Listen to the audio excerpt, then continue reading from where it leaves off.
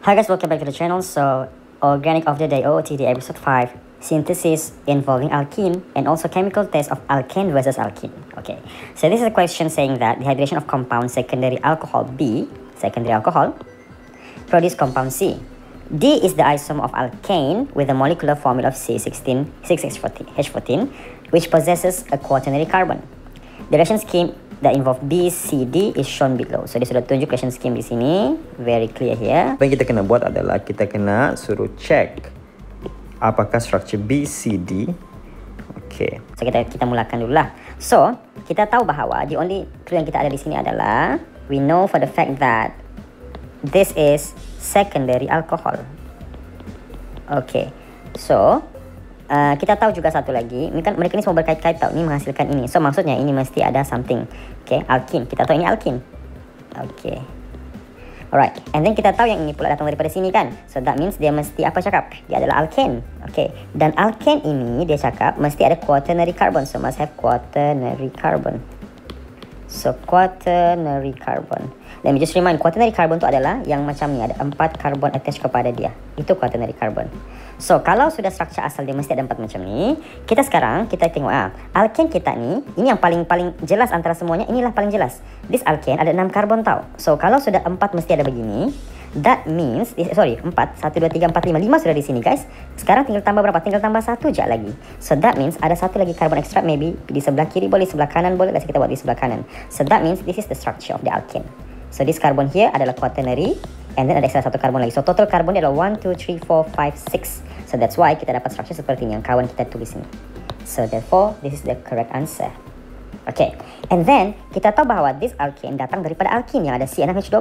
So kalau begitulah rupanya, okay, setelah tambah H2 PD, that means apa?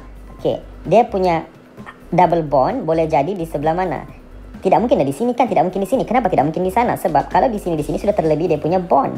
So that means the only option yang dia ada adalah dekat sebelah sini dia punya double bond. So which is compound C seperti ini. Okay, so that one mark. So alkene sudah dapat. Kalau alkene dia seperti ini, that means dia punya alkohol must be sama ada dekat sebelah sini OH dia ataupun sebelah hujung sini dia punya OH. Tapi dia sudah bagi tahu awal-awal dia mesti secondary. Kalau dia masih secondary maksudnya dia kena pergi tengah. Bukannya di hujung. So that's why this is also true. And then kalau kita tengok memang sentiasa ada quaternary carbon dari awal. So this is the structures. These are the structures of BCD. Okay, just to check ada quaternary carbon. Okay, and then moving on. Okay, moving on kita ada E is the major product of reaction D dengan Br2 in the presence of UV. Jadi kalau D campur dengan Br2 UV, Br2 in the presence of UV, so class of E sepatutnya apa? Okay, sepatutnya kita tengok di sini. Kalau kita lupa label ya. So kita punya major product maksudnya kalau Br mau masuk monohalogenation kan. Ini kan monohalogenation by the way. Monohalogenation, monobromination lah to be exact. Monobromination. So bromin itu ada satu tempat jadi boleh masuk. So antara semua karbon yang ada di sini, yang paling major tinggi produk dia punya class of free radical ada tengah-tengah ni. Jadi dia akan pergi dekat sini untuk get the major product, which is correct kawan kita buat. Cuma kawan kita lupa label. The class of this haloalkane adalah the structure is secondary haloalkane. Kawan kita lupa label. Alright. So this one mark. Okay. Okay, so that's how you get the structure of E.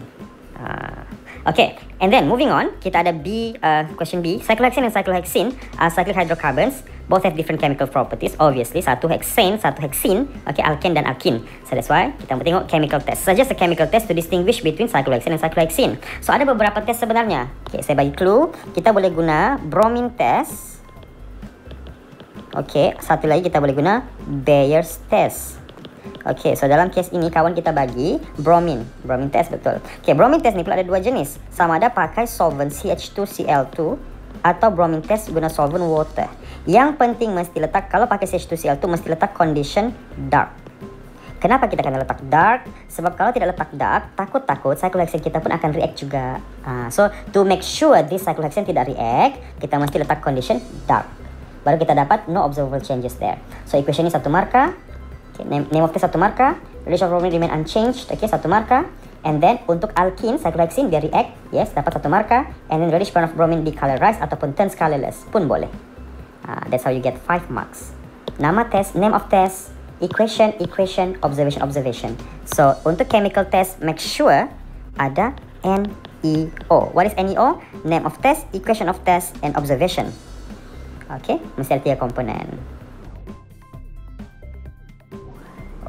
So, markah untuk soalannya adalah 10 ya totalnya. 3 tambah 2 tambah 5. Semuanya 10. So, dia dapat 1, 2, 3, 4, 5, 6, 7, 8, 9 ya. Dia dapat 9/10.